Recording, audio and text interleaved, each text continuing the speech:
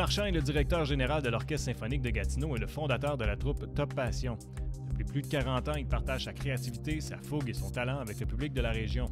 Après 19 mois de vie culturelle incertaine et en changement constant, il est heureux de reprendre une nouvelle saison avec l'Orchestre symphonique et finalement présenter la dernière production de Top Passion.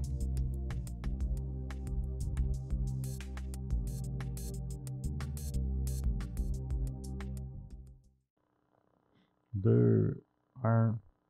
Yves Marchand, merci beaucoup d'être avec nous autres aujourd'hui. C'est le fun de se revoir. Comment ça va? Ça va très bien. Ça me fait vraiment plaisir d'être avec toi. C'est le fun. Ben, c'est cool que tu aies accepté mon invitation. D'autant plus que c'est immanquable. À chaque fois que je t'appelle, jamais tu me dis ah, c'est cool, c'est tranquille de cet incite. Il me semble que c'est tout le temps fou dans ta vie. Ah ben oui, j'avoue. C'est certain que pour tout le monde dans la culture depuis 19 mois à peu près, c'est Ouais, toujours, encore plus. Ouais.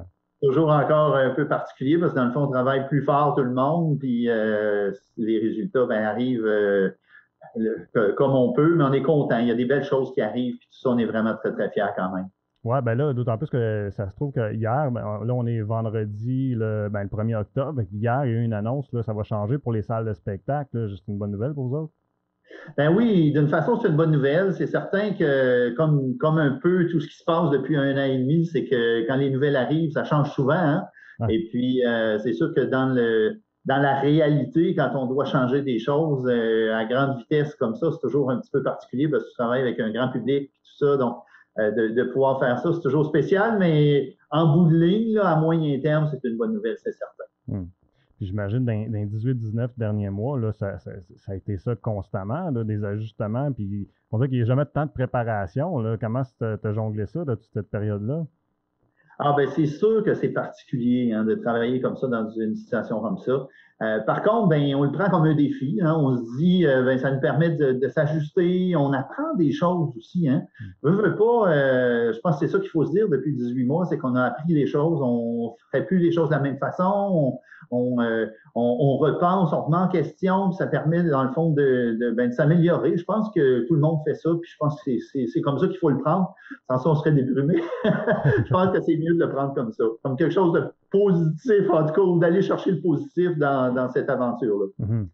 Mais la dernière fois qu'on a jasé, toi puis moi, justement, puis corrige-moi si je me trompe, mais il me semble que c'était juste avant qu'on tombe dans le premier lockdown, là, parce que tu m'avais appelé, tu étais en production avec Top Passion, tu voulais qu'on filme une production, là, parce qu'on fait affaire ensemble là, depuis plusieurs années, là, parce que je fais la couverture de tes événements en tant que vidéaste. Puis, mais là, on s'était parlé pour couvrir ça, puis si je ne me trompe pas, c'est là que tout a fermé, puis finalement, tu as été obligé de reporter. Non. Effectivement, le 12 mars 2020, on était à 4 jours avant de rentrer avec le groupe Top Passion à la salle Odyssée. On rentrait pour 6 jours. Là. Okay. Et puis, ça, c'est arrivé 4 jours avant. Ça faisait 2 ans, 2 ans et demi à peu près qu'on travaillait sur une comédie musicale. Et puis 4 jours avant, on se les fait voler. Puis ce même 12 mars-là, les musiciens de l'Orchestre symphonique de Gatineau étaient en répétition. Le soir, il fallait aller les voir et leur dire il n'y a pas de concert dans 2 jours. On était en répétition finale pour des concerts. Alors, c'est certain que ça a chambardé beaucoup de choses. Puis c'était dans tous les cas, parce que évidemment, on ne peut jamais dans la vie se dire si c'est arrivé autrement. Mais c'est sûr que si tout ça est arrivé juste une semaine et demie plus tard, en tout cas dans notre cas, c'est sûr qu'il y aurait beaucoup de choses qui auraient été beaucoup plus faciles à avaler. Là. C'est beaucoup de grands rêves et de choses qu'il a fallu reporter, tout ça. D'ailleurs, le spectacle de Top Passion qu'on nous a fait en mars, je ne sais pas pourquoi je dis avril, en mars 2020, il a été remis à quelques reprises, mais là, il va avoir lieu là, au mois de décembre, les 22-23 décembre 2021. Donc, on se prépare, puis enfin, on va le vivre, ce rêve-là. Good, ben, c'est une bonne nouvelle, je suis content de l'apprendre, puis on en reparlera, mais je suis curieux de savoir c'est quoi la réaction, là, parce que vous étiez à quelques jours, puis tu arrives à ta gang dire regarde, finalement, ça marche pas, là, comment est-ce qu'ils ont trouvé ça, comment est-ce qu'ils ont pris ça? Alors, c'est certain, le groupe Top Passion avec qui je travaille depuis presque 30 ans, c'est des chanteurs qui sont hyper passionnés, qui se donnent le corps et âme pour préparer des productions comme ça. C'est des chanteurs qui travaillent bénévolement, dans le fond. Donc, leur plaisir, après avoir travaillé pendant plus de 2 ans, c'est de le faire, le show. Alors, c'est certain que ce qui a été le travail pendant 1 an et demi, c'est de garder cette motivation-là, de garder le fait, de garder l'énergie, garder la flamme, puis tout ça, parce qu'elle était là. Mais en même temps, c'est sûr que ça a été un gros deuil pour les gens. Alors, de garder ça, ça a été quelque chose, mais je suis content. Parce que là, depuis à peu près 2 mois, on a repris, là, juste au mois de septembre, dans les dernières semaines, on a fait 9 répétitions. Hey, on fait ça dans mon garage, avec chacun son lutrin à distance, avec un piano numérique. C'est un grand garage, là, tout ça. Ça fait que pour vraiment respecter tout ça, puis en même temps être capable d'avancer.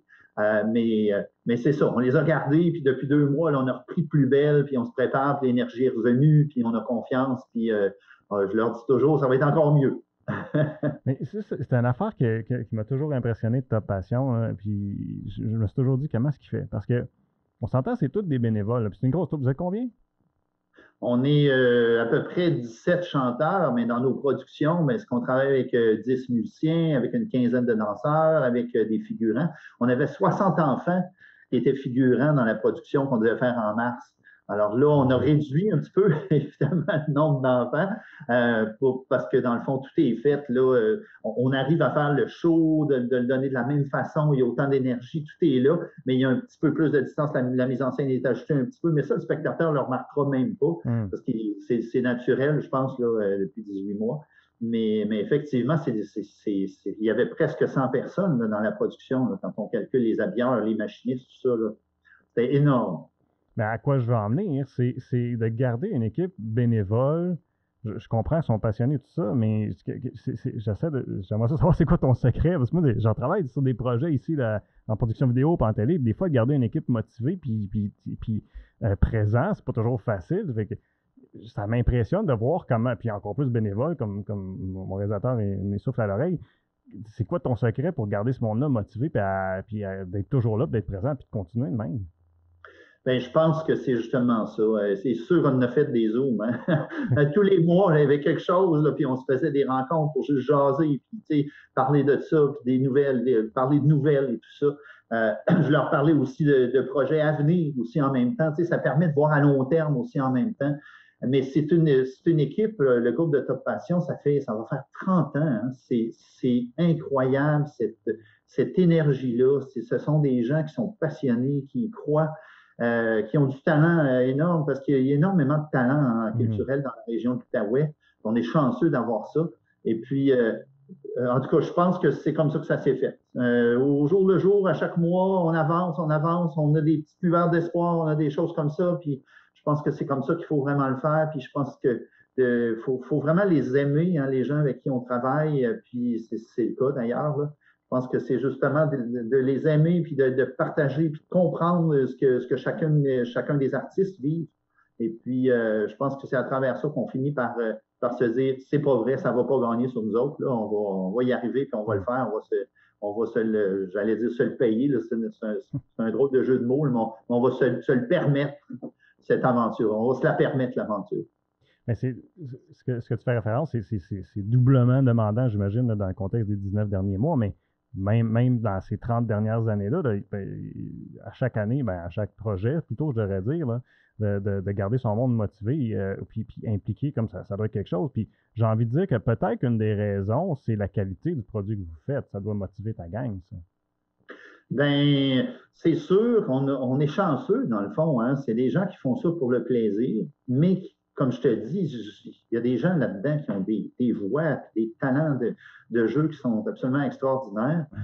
Mais on a la chance de se permettre de faire des productions de grande envergure avec plusieurs musiciens professionnels, avec des danseurs, avec des figurants aussi, puis de travailler à la Salle Odyssée avec une équipe, dans le fond, qui est professionnelle, puis qui nous encadre. Et puis, je pense que c'est ça qui est très motivant pour les gens. Ils travaillent, par exemple, le spectacle, il y a à peu près 250 costumes dans ce spectacle-là, dans notre sous-sol, parce que c'est ma femme qui fait c'est encore elle qui fait une grosse partie des costumes avec une autre personne. Donc, c'est certain que chez nous, là, il y a 800 costumes dans le sol là, de toutes les époques, de choses comme ça. Et puis, c'est la même chose au niveau des décors. Là. Ça fait 2 ans que les décors sont dans mon garage. Parce qu'à la dernière minute, le camion, le 18 mars 2020, il ne venait pas chercher les décors. Ça fait 2 ans qu'ils sont là. Alors, c'est certain, c'est tout ça là, qui fait que tu sens que c'est encore là. Et puis, je pense que c'est ça qui nous motive. Puis c'est des gens qui y croient énormément, puis qui sont contents d'être ensemble.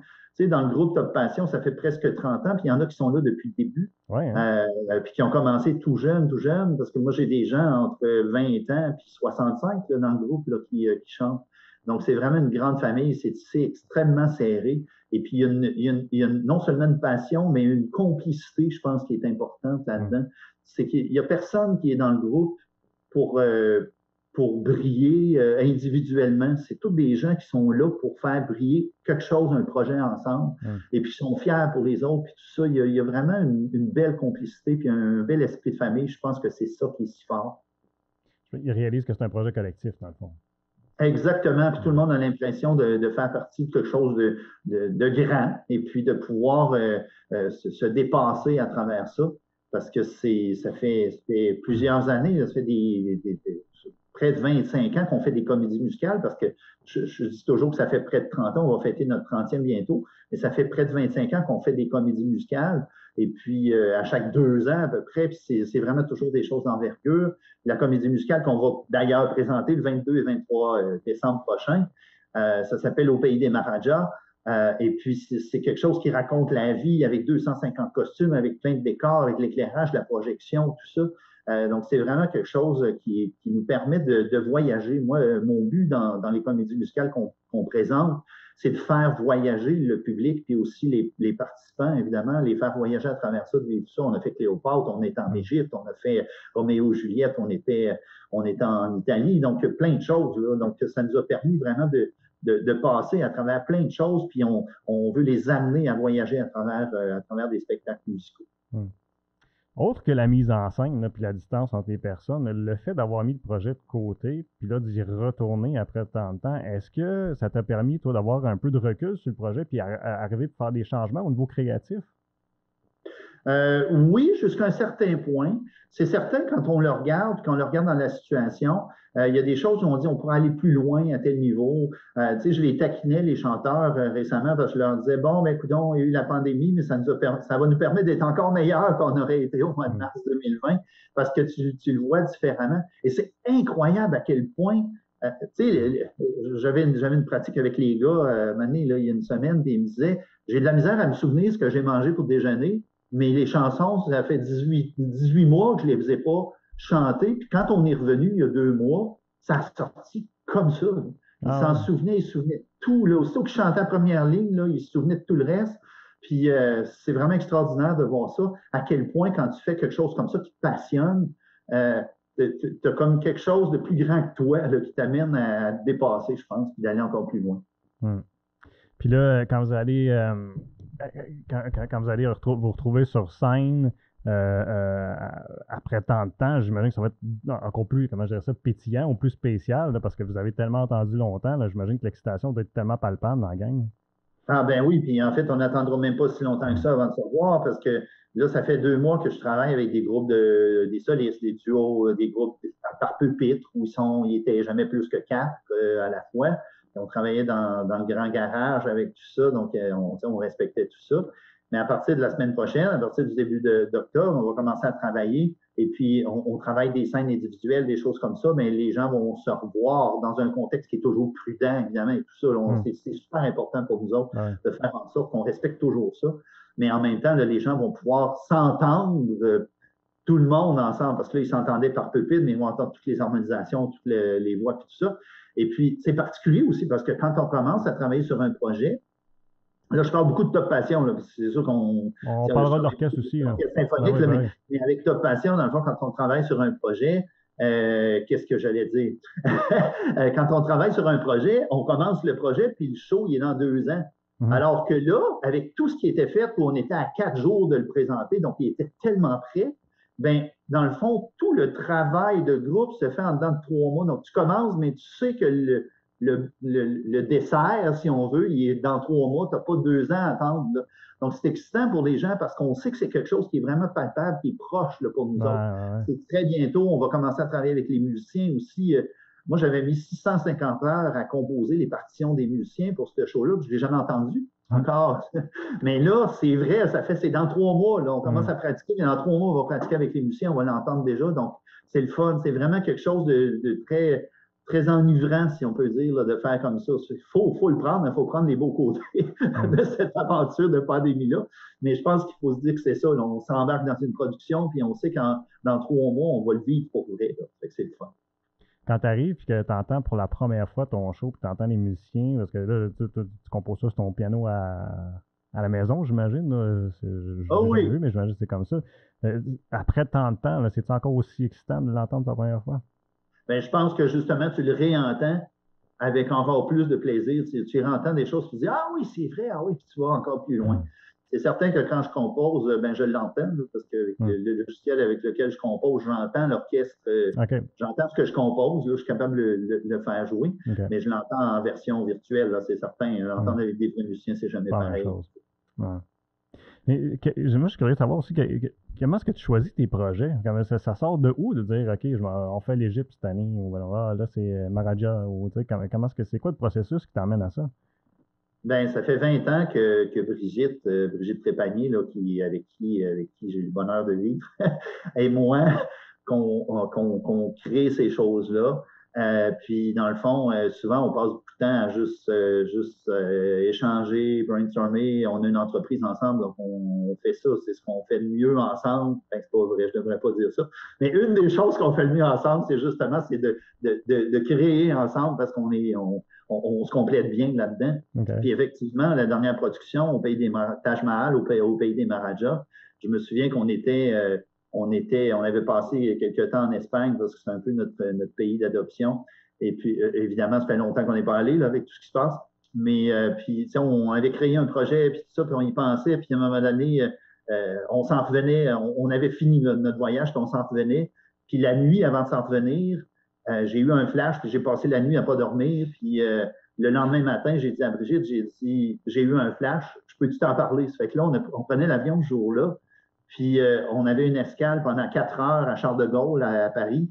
Et puis pendant ces 4 heures-là, on s'est assis dans un café, puis on a pondu le projet au complet avec les personnages, puis les idées, puis tout le kit pendant 4 heures, parce que là, on a dit oui, on s'en va là. Puis ça fait que souvent, c'est par inspiration, puis tout ça, mais on décolle à partir de ça, puis c'est comme ça que ça se passe.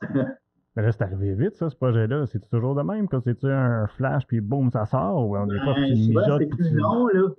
Oui, souvent, c'est plus long, mais dans ce cas-là, on avait une autre idée en tête, puis on l'avait développée pendant qu'on était en voyage, puis c'est dans le retour que, bon, j'ai eu un flash, puis là, on a passé 4 heures, puis on l'a pondu sur un coin de café à Charles de Gaulle, à dire, ah ben finalement, j'ai dit, qu'est-ce que t'en penses? On devrait faire ça, on devrait tout scraper l'idée qu'on a eue, puis on va faire ça, puis finalement, on s'est lancé là-dedans, puis on l'a tout pondu en 4 heures dans un petit café. Mais ça arrive souvent qu'un projet est foissé, mis aux poubelles? Non, en général, ça fait juste, on fait juste dire, ben regarde, peut-être plus tard, on y reviendra. Comme quand on avait fait Cléopâtre, on voulait le faire Cléopâtre il y a plusieurs années, puis il y avait des affaires qui c'était pas ça. Puis alors finalement, on a fait autre chose, puis à un moment donné, c'est revenu. On dirait que le temps était là, puis on avait le flash pour être capable de dire, ah, regarde, si on change juste cette petite chose-là, ça va nous amener plus loin. Et puis, c'est comme ça. C'est un bonheur. On est chanceux de faire ça. Tous les artistes, d'ailleurs, je ne parle pas juste de nous autres, mais tous les gens qui travaillent en culture ont ce bonheur-là de pouvoir créer. Puis moi, je me dis, dans le fond, ce qui fait que la vie est belle, c'est quand tu crées. C'est sûr que dans notre travail de tous les jours, on a toujours de l'administration à faire, des choses comme ça, mais quand tu crées, tu vis vraiment, selon moi. Ouais, ben, il y a beaucoup de psychologues que j'ai lus, ou que j'ai écouté plutôt, là, qui parlaient que le bonheur, tout le monde trouve du bonheur à créer dans n'importe quel domaine, que tu sois en sciences, tu vas créer quelque chose, tu peux créer quelque chose en sciences, en informatique, tu vas créer quelque chose. Même chose pour les artistes qui font de la musique. Fait que j'imagine que ça doit être tellement, j'ai envie de dire, ta nourriture quotidienne, de pouvoir créer comme ça. Là. Exactement, c'est certain. Et c'est pour ça que ça a été si dur pour les artistes, je pense, la période de pandémie où il y avait moins de résultats, si on peut dire, de Mhm. projets. Mais souvent, c'est ce que j'ai entendu des artistes, c'est de dire, j'en ai profité pour créer parce que c'est ça qui nous nourrit. C'est ça qui fait que tu as l'impression de continuer à vivre malgré toute cette aventure-là en disant, un jour, je vais le faire. Un jour, je vais le faire, mais présentement, je le crée, puis ça fait du bien. Mhm. Ça nous tient en vie. Y a-tu un temps dans la journée, puis je suis toujours fasciné, moi, par le processus créatif là, des artistes, fait que c'est pour ça que je vais te Ben, t'en picocher es sur un. ces questions-là. T'en es un, toi aussi, c'est Ben, d'une pareil. certaine façon, c'est gentil, merci, mais justement, je trouve ça fascinant de voir comment tout le monde travaille de différentes façons. J'ai reçu Christian Kennel une fois, il me parlait comment il Oui, travaillait avec la musique, tout ça, c'était super trippant, tu sais. Fait que je suis curieux de savoir, ben j'écoutais, c'est qui donc que j'avais écouté? Une entrevue avec David Usher, qui est oui. un artiste canadien.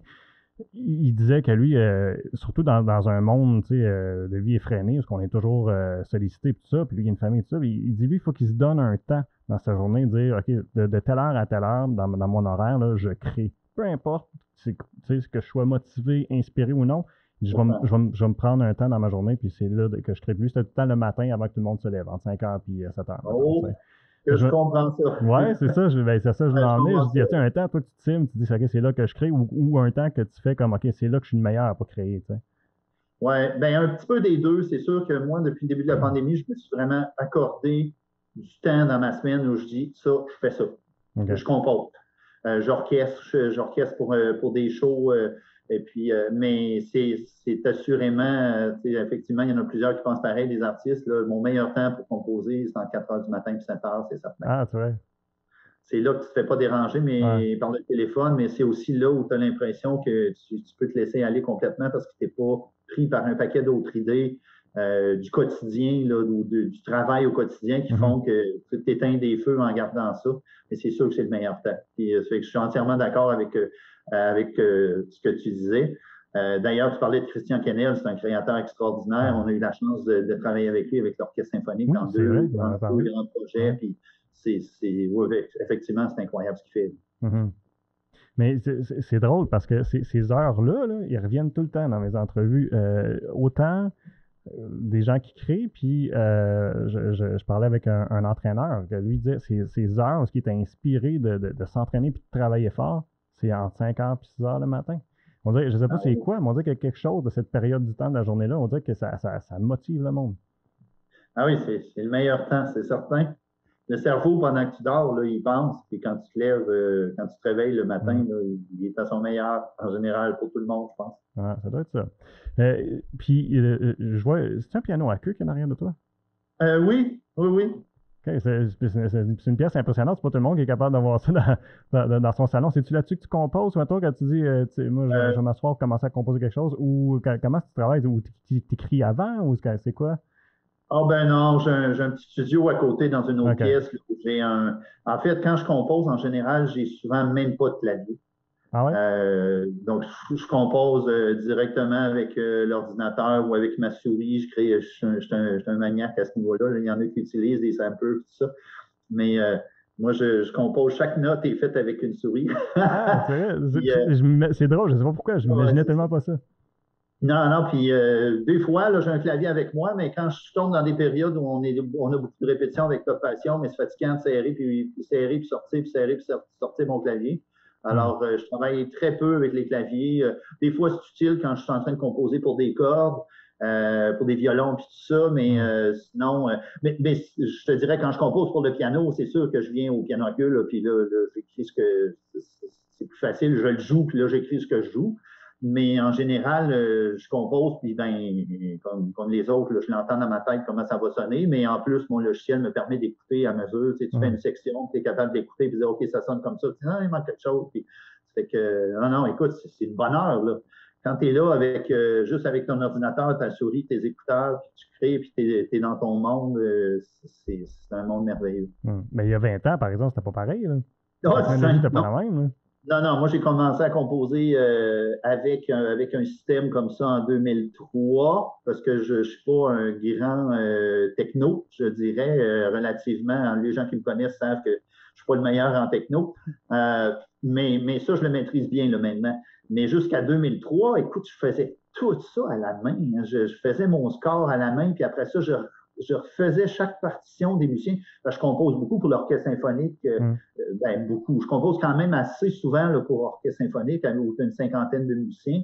Et puis, moi, quand je fais mon score, après ça, ça me prend 1 heure sortir les partitions de chacun des instruments, parce que mon logiciel le fait. Mais dans ce temps-là, je faisais mon score, puis après ça, je recopiais à la main chaque instrument, une à une. Là. C'était épouvantable le temps que je mettais à faire ça dans le temps. Ouais, je peux imaginer. Mais puis, la courbe d'apprentissage, après, ça a été oh my God, j'ai ça parce que c'est des pitons, ou ben non, t'as tout de suite réalisé le potentiel, de dire, oh my, tu sais, mon Dieu, ça va être tellement plus facile. Ah oui, j'ai réalisé tout de suite le potentiel. Okay. C'est sûr que j'ai appris graduellement. Donc là, à mesure que tu avances, tu deviens meilleur, puis tu es capable d'être plus, puis nuancer, puis mettre beaucoup plus de détails dans les articulations, puis tout ça qu'avant, c'était plus difficile pour moi. Mais non, dès que tu commences à travailler comme ça, tu réalises le potentiel que tu peux avoir, c'est certain, parce que tu passes beaucoup moins de temps à rédiger. Puis évidemment, quand ça sort, c'est super propre. Là. Il n'y a pas tant de monde que ça qui sont capables d'écrire de la musique à la main, puis ça va être aussi propre que ce que l'ordinateur va me sortir. Et puis, t'es-tu formé de façon classique en musique? C'était quoi ta formation? Comment tu es devenu musicien, dans le fond? Moi, en fait, j'ai fait un bac en musique à l'Université d'Ottawa, en composition.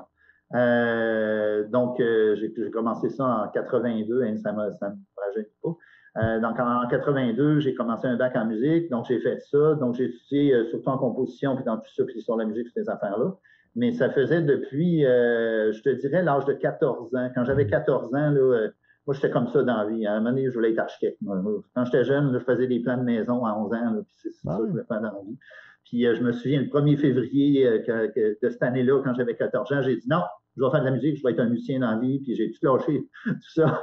Puis j'ai commencé à composer des chansons, puis tout ça, puis j'ai commencé à le faire. Puis quand j'étais au secondaire, là, je faisais des spectacles, puis je chantais, puis ça, puis je faisais des orchestrations là, pour des instruments, puis j'allais chercher des musiciens, puis je leur écrivais ça à la main, puis tout ça, puis c'est ça, ça a commencé comme ça. Puis évidemment, après ça, j'ai fait un bac en musique puis en composition. Ça fait que j'ai continué à travailler là-dedans dans le suivi. J'ai toujours continué à faire de la musique, mais en même temps à administrer de la musique. C'est pour ça que je fais la direction générale de l'Orchestre symphonique.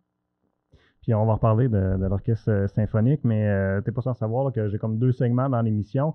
Ça fait déjà une trentaine, un peu moins que 30 minutes qu'on parle. Fait que je vais prendre quelques secondes pour remercier les gens qui nous écoutent via ma TV Outaouais ou sur TVC Bastille. Si vous écoutez la version plus raccourcie de l'émission, vous pouvez voir l'intégrale plus tard à notre horaire, sinon au www.tvc.qc.ca. On est aussi en balado sur Spotify, sur Apple Podcasts, aussi sur SoundCloud. Je vous invite à nous suivre là. Merci d'avoir été des nôtres. Oui, on reparlera de l'orchestre, mais une dernière chose que j'aimerais savoir à propos de Top Passion, c'est comment tu choisis ton talent, qui peut joindre à l'équipe, comment est-ce que tu trouves ton monde qui vient chanter avec vous autres? C'est assez particulier à dire parce que il y a beaucoup de personnes qui sont là depuis longtemps. Oui. Alors, j'imagine qu'il y a des nouveaux une fois de temps en temps qui arrivent. J'ai quelques nouveaux qui se rajoutent une fois de temps en temps, effectivement. Puis ça, c'est pour être franc, c'est souvent le bouche à oreille, c'est des gens à qui on parle. Puis dans l'industrie, évidemment, les chanteurs dans la région, on se connaît beaucoup. Ça fait que des fois, je vais dire, bon, il me manque un ténor, puis là, on va en parler, on va chercher. Puis il y a des gens qui participent, qui viennent passer des auditions, puis par la suite, on travaille à partir de ça. Fait que je te dirais, oui, que c'est comme ça. Parce que dans le fond, les personnes font partie du groupe, puis quand on fait une production, on fait le casting avec les gens qui sont là. OK. Alors, c'est pas à chaque fois qu'on fait une production, on fait un casting, puis on va chercher d'autres personnes. On le fait avec les personnes qui sont là. J'ai une variété de talents, là. Il y a des fois extraordinaires dans la région, hein, un peu partout, des chanteurs, pas juste dans Top Passion, là, mais il y a vraiment des gens qui ont des talents sans bon sens, puis qui méritent d'être découverts en passant.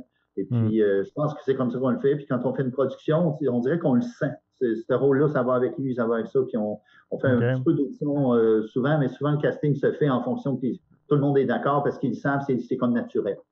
Mais les gens voient le rôle et ils disent, ah oui, c'est clair, ça va être lui, j'imagine. Ils devinent quasiment, oui, c'est ça. Parce qu'effectivement, on dirait qu'on le sent, il se complète bien, puis il y a de tout. Hein. J'ai des gens entre 20 ans et 65 ans, je te disais, effectivement, tu as tout là-dedans. Là. Tu as des rôles de père, puis de mère, puis de rôles principaux, puis d'enfants, puis de tout ça. Tu es capable d'aller chercher tout le monde là-dedans. Et puis quand on crée une production, on crée tous les personnages, dans le fond, qui vont se mêler à ça pour vraiment mettre en valeur, puis mettre en valeur les chansons.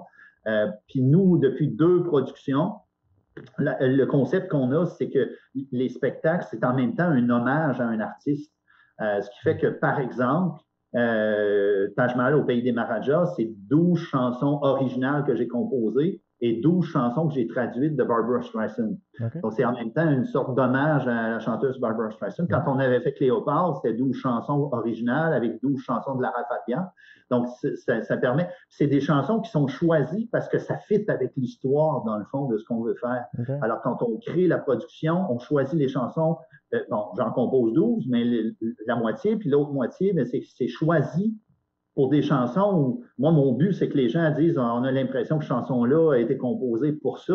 Fait que c'est vraiment ça le plaisir d'essayer d'arrimer, si on veut. Mais c'est comme ça qu'on fonctionne. Mais c'est spécial parce que tu es capable d'aller chercher d'une même artiste plusieurs chansons qui fonctionnent dans ta pièce. Ben, exactement. Tu n'as même pas été épuisé chez différents artistes, tu sais, c'est fou. Hein? Ah, non, c'est ça. C'est ça qui était fabuleux. Ça marchait vraiment bien. Hein? Quand on a fait Cléopâtre en 2017, entre autres, il y avait la moitié des chansons qui étaient des chansons de Lara Fabian. On avait choisi 12. Mais j'en ai écouté 150 là, de ces chansons pour dire ah, OK, quand on l'écoute, Okay. là, puis un peu la trame, l'histoire de ce qu'on veut faire, tu dis ah, cette chanson-là, ça marche parfaitement bien. Des fois, elle le fait, c'est une soliste qui le fait, mais nous autres, on le fait en duo parce que là, ça donne la force à tout ça, puis ça. Puis, en tout cas, c'est ça qui est vraiment extraordinaire comme plaisir à faire, là, dans le fond, de faire arrimer des chansons qui existent déjà, en partie, parce que c'est moitié-moitié, des chansons qui existent déjà pour que ça fitte, puis en même temps, ça permet de faire un hommage à ces chanteurs. Puis, mais comment est-ce que tu es choisi? Tu es tombé sur une toune de Barbra Streisand, tu as dit, hey, ça fonctionnerait bien, puis là, tu es allé vérifier le reste de son catalogue ou tu sais, je suis curieux de voir. Non, je sais pas. Je le sens, je pense. On le sent, okay. Je pense, quand on fait ça. J'essaie de penser là, quel genre d'exemple qu'on pourrait avoir, là, mais c'est vraiment des pièces qui sont faites pour aller avec ça. Là, par exemple, dans Taj Mahal, j'essaie de trouver un exemple. Là, la chanteuse principale, si on veut, qui est une des 11 femmes du Maharaja, qui le rencontre, qui le voit pour la première fois, puis qui va voir sa mère, puis qui lui chante Dis-lui, qui chante ça en duo avec sa mère, Dis-lui, mais cette chanson-là, c'est une chanson de Barbra Streisand qui a chanté en duo avec Céline Dion, qui s'appelait Tell Him. Et puis, c'est ça, c'est comme une fille qui va voir sa mère, puis qui dit « Je suis en amour avec ce gars-là, puis je ne sais pas comment lui dire, puis peut-être qu'il va rire de moi. » Puis ça fit tellement bien. Puis, dans le fond, je pense, sans prétention, que les 12 chansons qui sont dans la production, c'est 12 chansons que j'ai choisies de Barbra Streisand, puis qui fit vraiment bien avec l'histoire qu'on veut faire. Là. Ça fait qu'on les fait arrimer comme ça. On dirait que ça vient tout seul. Tu écoutes les 150 qui existent de cette chanteuse-là, puis j'en ai besoin de 12, puis tu dis, OK, dans l'histoire, celle-là, ça va parfaitement bien véhiculer la trame sonore, puis celle-là, puis celle-là, puis celle-là. Puis après ça, ben, les 12 autres, ben, moi, je remplis, dans le fond, avec des chansons originales. Mais c'est tellement des gros projets. Non, mais c'est parce que... C'est une sorte de fou. Comment? Je suis une sorte de fou. Mais ça doit pas être évident de garder toute la mise en scène, l'éclairage, les projections, tes figurants, parce que vous n'êtes pas une grosse équipe, là, on va se dire, là, au niveau, mettons, technique, là, autre que chanter. Oui. Ah non, c'est sûr, c'est énormément de travail, mais on y croit. On y croit, puis je pense que ça nous fait vivre, puis ça nous nourrit beaucoup, beaucoup. Fait que on va toujours continuer à faire ça comme ça. J'y ai fait allusion rapidement, là, mais les décors, là, comme pour une troupe officiellement amateur, là. Moi, je vous dirais que vous êtes pro, là. c'est fou, là. Et puis les commentaires, parce que j'ai assisté à plusieurs de vos présentations, quand tu sors, là, souvent, les gens sont impressionnés de la qualité des professionnels de la production. Là, on s'entend, là, c'est top notch. Tu faisais référence tantôt, oui, c'est sûr, vous avez des techniciens professionnels de la salle qui sont vraiment sur la coche, puis qui donnent toujours un service impeccable, puis une technique impeccable. Mais au niveau, ne serait-ce que mise en scène et décors, là, c'est du travail de fou, là, puis c'est bien fait. Là. Mais, effectivement, les décors, ça aussi, c'est beaucoup des décors. Le gros, là, dans les dernières productions, ça a été fait par Brigitte, justement, Brigitte Trépanier, puis Diane Lemelin aussi, qui était une grande amie à elle aussi, qui est une grande amie à elle, et qu'ils ont travaillé ensemble. Donc, souvent, le gros de ce travail de costume de décor, là, c'est ces deux passionnés là, qui ont travaillé là-dessus dans les dernières productions. Mais effectivement, c'est énorme comme travail. C'est beaucoup, beaucoup de décors, de choses. C'est beaucoup de travail, mais on a du plaisir, ça nous nourrit, puis je pense que c'est ça qui fait qu'on continue à faire ça. Ouais. J'ai envie, tu vois, c'est drôle, j'avais même pas pensé qu'on pourrait parler de ça, mais il y a un lien qui unit la TVC à Top Passion, c'est notre ami Michel qui est décédé il y a quelques années. J'imagine que ça a été une grosse perte pour Top Passion aussi, puis toute la gang. Bien, c'est certain, hein, Michel, que les gens à TVC connaissent beaucoup parce qu'il était journaliste à TVC, a chanté dans le groupe pendant plusieurs années. Ouais. Et d'ailleurs, il avait commencé à travailler sur la production qu'on fait présentement. Okay. Alors, c'est certain, hein, c'est comme si c'est une équipe tissée serrée. Quand on en perd un, c'est sûr que c'est pas facile. Ouais. Ce que je retiens le plus de lui, là, puis c'est drôle parce que c'est ce que tu as dit tantôt, c'est quand même qu'il était passionné de tout ce qu'il faisait tout le temps. Et j'imagine que ça doit être ce que tu retiens aussi de ton côté. Exactement. Ah oui, absolument. Ouais. Il aimait tellement ça. Je veux qu'on parle évidemment de l'orchestre symphonique, là, parce que les autres aussi, bon, ça a été tout un chamboulement dans la dernière année, comme tous les autres. Là. Bon, il y avait de la programmation qui s'en venait, qui était mise de côté. Là. On en est où là, avec l'orchestre? Parce que vous avez eu des présentations, je pense, mais vous en avez fait du virtuel, ça se peut-tu? Ben oui, c'est sûr que pendant un an, on a essayé de faire beaucoup de choses. Ça a été particulier, hein, parce qu'on comprend que l'Orchestre symphonique de Gatineau, c'est 60 musiciens. Alors, en période de pandémie, mettre ça sur une scène, c'est pas évident, parce que c'est beaucoup de monde. Mais je te dirais, il y a eu comme toute une période où il y a eu un petit peu de choses virtuelles, un petit peu d'archives qu'on a rediffusées. Mais au printemps, là, à l'hiver puis au printemps 2021, on avait 2 concerts là, qui, écoute, on s'enlignait, on le faisait, on a vendu des billets, ça allait bien, on avait droit à 200 personnes à ce temps-là. Puis au mois de février, une semaine avant, le gouvernement a tout fermé. Ça fait que le concert a été annulé. Puis après ça, on avait un autre concert au mois d'avril. Une semaine avant, l'Outaouais tombe en zone rouge foncée, hein, tu te souviens, le 31 mars. Ouais. Ça fait que là, c'est pareil, le concert a été annulé à la dernière minute. Ça fait que c'est sûr que ça a été difficile parce que là, tu travailles. C'est ça qui est le pire. Depuis 18 mois, on travaille. Les gens, parfois, pensent peut-être que dans la culture, on pense peut-être que les gens, ils ont travaillé moins fort parce qu'il y avait moins de production, mais c'est pas vrai. Les gens travaillaient plus fort. Ne serait-ce que Sauf que de renouveler. Tu te faisais voler ton projet à la dernière minute après l'avoir tout organisé, l'avoir tout fait, l'avoir pratiqué. Mais là, cet été, il y a eu vraiment un bon retour parce qu'on a présenté 4 concerts en plein air à Gatineau. Cet été, ça s'appelait Félix dans les parcs. C'était un hommage à Félix Leclerc.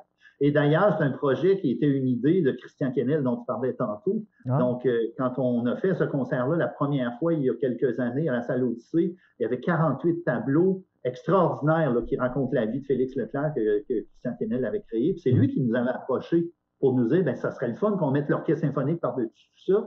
Et puis, on avait fait 24 chansons de Félix Leclerc en version symphonique que j'ai eu le plaisir d'orchestrer. Ça donne que c'est moi qui avais fait les orchestrations pour ce concert-là. Et puis là, cet été, on l'a fait dans 4 parcs de Gatineau, dont au parc McLaren, d'ailleurs, là, à Buckingham. Ah, tu vois, je savais même pas, j'ai marqué ça. Puis, on avait droit à 250 personnes, mais dans le parc McLaren, c'était particulier parce qu'on jouait en dessous du pont. Et puis là, on avait droit à 250 chaque bord du pont parce que c'était comme 2 parcs, si tu veux. Okay. C'est qu'on avait eu 500 personnes. Et puis, quand on a mis ça, c'était gratuit là, pour le public, mais quand on a mis ça en ligne, parce que les gens, il fallait qu'ils réservent à cause de la COVID, évidemment, fallait qu'ils, même s'ils ne payaient pas, il fallait qu'il y ait un billet parce qu'il fallait qu'on contrôle le nombre de personnes. Ouais. Et puis, quand on a mis je vais dire mettre en vente, mais on ne l'a pas mis en vente, c'était gratuit. Mais quand on a mis en marché, si on veut, les 4 concerts qu'on a fait, on pouvait aller chercher 1250 personnes parce qu'à McLaren, on pouvait en mettre 500 puis les autres 250. Puis en 48 heures, c'était plein. Ah, good. Fait que ça a été extraordinaire. Donc, on a fait ça. Et puis là, enfin, on a commencé, on a eu un premier concert le 18 septembre à la salle Odyssée. On avait droit à 500 personnes. Donc, on a fait un premier concert de notre saison parce que l'Orchestre symphonique de Gatineau, il faut penser que c'est notre 15e anniversaire cette année. Ah, déjà, hein? Donc, on est très content au moins que j'espère que je dis vrai, mais que le pire de la pandémie a été pendant notre 14e saison et non pas pendant la 15e. Ben ouais. On espère que ça s'en va vers le mieux, je pense. Mais bref, le 18 septembre, on a commencé un premier concert de notre 15e saison. Ça a bien été, les gens aimaient ça. C'était vraiment spectaculaire. Évidemment, c'est complexe, hein, tout est plus compliqué. Le protocole sanitaire, pour s'assurer que tout est correct. Il y avait des murs. On a 120 pieds de murs de plexiglas dans mon garage qu'on utilise là, pour les concerts de l'orchestre, entre autres. Et puis, les plantations qu'on fait, c'est tout à l'échelle là, pour respecter la distance entre les musiciens et bon, tout ça. Alors, c'est complexe. Là. Les musiciens jouent masqués là, présentement. Les seuls qui ne sont pas masqués, puis on a la permission là, de la santé publique de faire ça, les seuls musiciens qui ne sont pas masqués, c'est ceux qui font des instruments avant. Ouais. Parce que toutes les cordes, les percussions, tout ça, ils ont joué masqués. Ah, ouais. Et en répétition, puis en concert. Mais les gens ont apprécié, les gens étaient contents, ils étaient contents de se retrouver puis de revenir, le public. Et puis là, ben, c'est lancé. Je pense qu'on a confiance là, on va pouvoir faire une belle saison. Puis même que notre dernier concert, c'est la 9e symphonie de Beethoven. On est en train de créer un chœur de l'OSG. Ah. Donc, ça c'est nouveau. Ben, comme à l'OSM, dans le fond, là, ils ont comme un chœur attitré, si tu veux. Alors, on a un chef de chœur là, qui s'appelle Antonio Liaca, qui est un grand chef de chœur là, dans la région, puis avec une expérience un petit peu partout. On fait des auditions. D'ailleurs, ben, tu l'as dit tantôt qu'on est le 1er octobre au moment de l'enregistrement. Donc, demain, le 2 octobre, là, il y a déjà une première session d'audition où on a une quarantaine de premières personnes, puis il va y avoir d'autres sessions d'audition.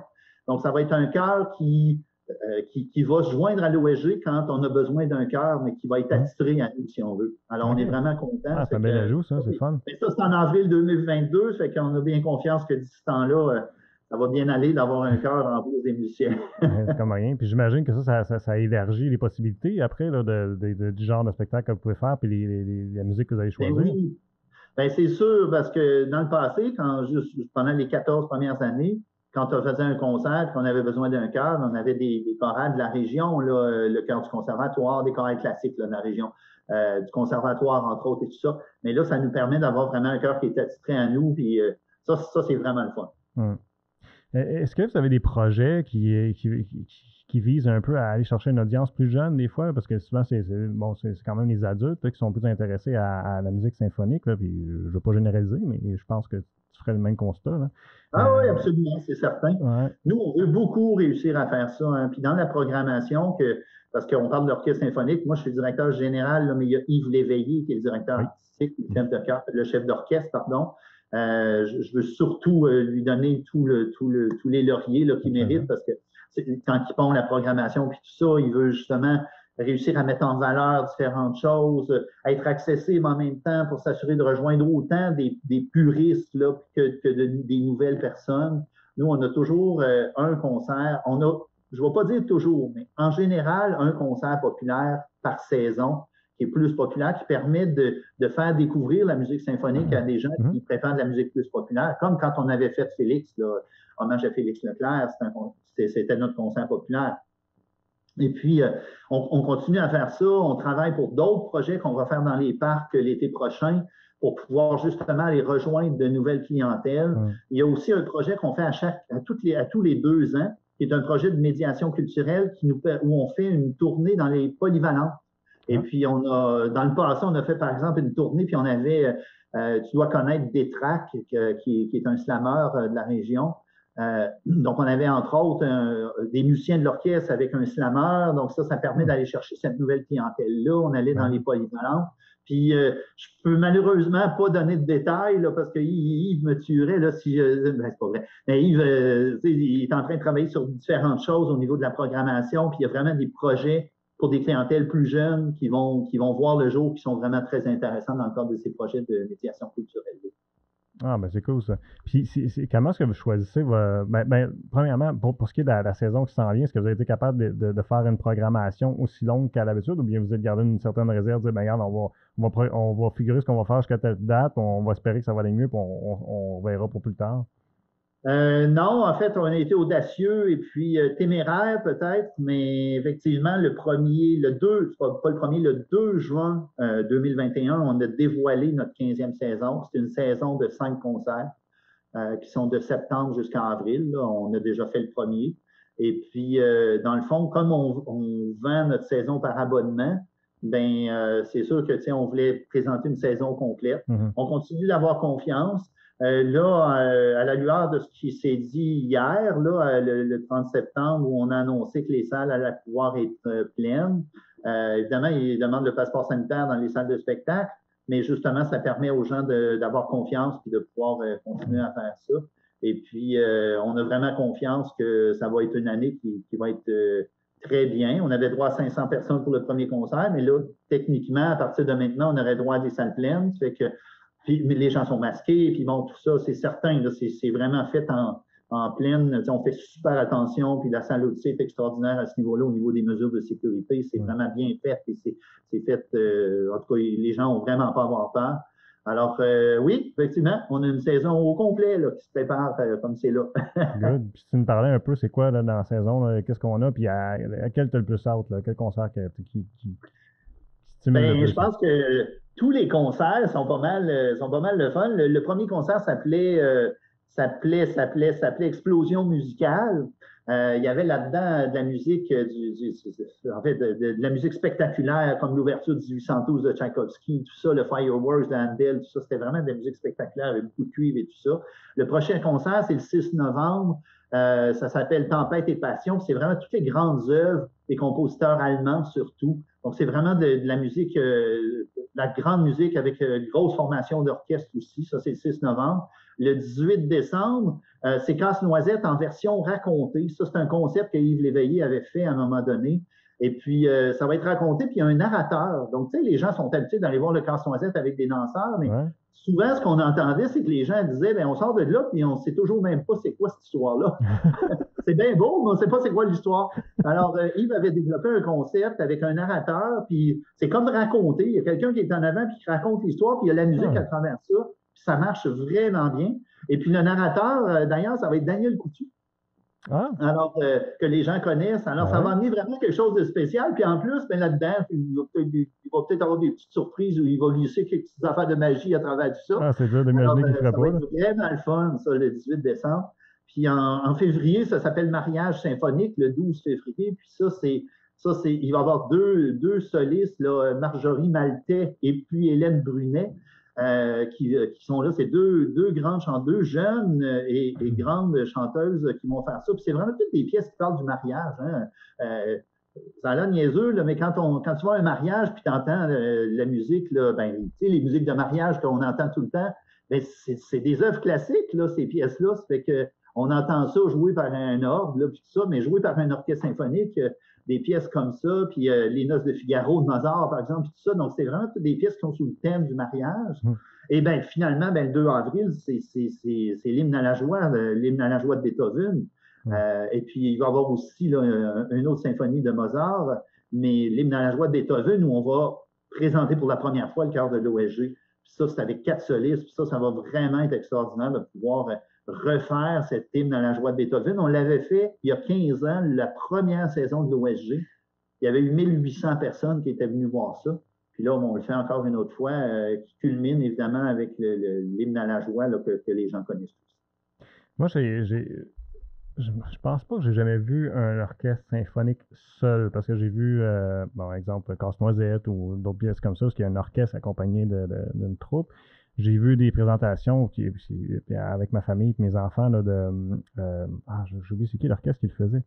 Mais il présentait le film Seigneur des Anneaux sur grand écran, puis là, il jouait de la musique par-dessus. Puis c'est toujours impressionnant le son d'un orchestre en direct. Je sais pas, ça se décrit pas. La vibration peut-être dans la salle, où on dirait que ça vient te chercher vraiment dans les tripes. À quoi je veux en venir, c'est qu'est-ce que tu dirais aux gens là, qui sont pas initiés puis qui disent je serais curieux, ils savent pas trop là, pourquoi est-ce qu'on se déplacerait pour aller voir un orchestre symphonique live? Je pense que c'est merveilleux d'écouter sur YouTube, tout ça, tu peux écouter de la musique symphonique, c'est certain, mais il y a quelque chose qui vient te chercher quand tu l'as devant toi. Tu es transporté, tu es submergé, je pense, par ce que tu entends puis ce que tu vois. Et tu les vois jouer, les musiciens aussi. Tu vois toute l'énergie, tu vois le chef d'orchestre, comment il communique avec les musiciens et tout ça. Et de le voir live, c'est extraordinaire. Puis on ne réalise pas à quel point la musique symphonique est omniprésente dans nos vies tout le temps. Hein. N'importe quel film que tu vas écouter à la télévision, en général, ou souvent, en tout cas, tu vas avoir un orchestre symphonique en arrière, les grandes œuvres, tu écoutes n'importe quoi, Titanic, des grands films. Souvent, c'est ça, c'est l'orchestre symphonique que tu entends en arrière qui va faire que ça va te faire vibrer tellement. Quand tu as des scènes qui sont particulièrement touchantes ou particulièrement tristes ou épeurantes, tout ça, si tu n'avais pas la musique, là, c'est bien triste, mais ça n'aurait pas cette ampleur-là. Et puis, moi, je dis, là, écouter et vivre, c'est-à-dire être là puis l'entendre live, un orchestre symphonique, c'est un thrill of a lifetime, si on peut se permettre l'expression anglaise. À découvrir certainement. Mais écoute, Yves, je ne vais pas te retenir plus longtemps. Ça fait presque 1 heure qu'on jase. Ça m'a été un grand plaisir de parler avec toi. Je suis content de te revoir parce que ça faisait longtemps que tu n'étais pas jasé aussi. Mais oui, 2010, avant toute la pandémie. Là, fait que je souhaite un grand succès, là, autant à l'Orchestre symphonique qu'avec Top Passion, là, qui enfin va pouvoir présenter là, ce que vous avez travaillé depuis si longtemps. Donc, ça a été un grand plaisir. Merci beaucoup d'avoir été avec nous autres. Merci infiniment. Ça a été vraiment, vraiment le fun de faire ça avec toi. C'est réciproque. Bon, ben, hey, je suis content. C'est ma première de la saison. Là. Fait que ça va du bien là, de sortir. Merci tout le monde d'avoir été à l'écoute et je vous invite à nous suivre sur nos différentes plateformes web pour regarder ou écouter toutes nos émissions.